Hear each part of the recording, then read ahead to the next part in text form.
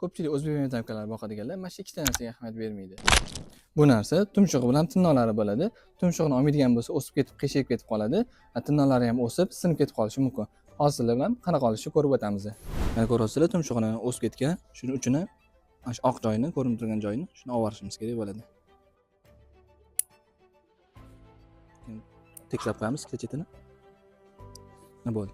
Endi tirnoqlarni olamiz. Ko'ryapsizlar, tirnoqlari ham o'sib bunaqa qiyshayib ketgan. Buni o'zi ko'rinib turgan joyi bo'ladi. Bunaqa qizil joyi tugagan joydan kesamiz, bo'lmasa tirnoqni qonatib olishimiz mumkin.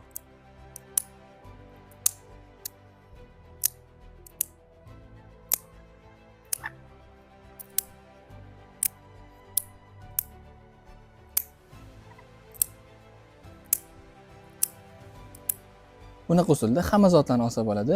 O'zingizlar qanaqa olishni ko'rdinglar?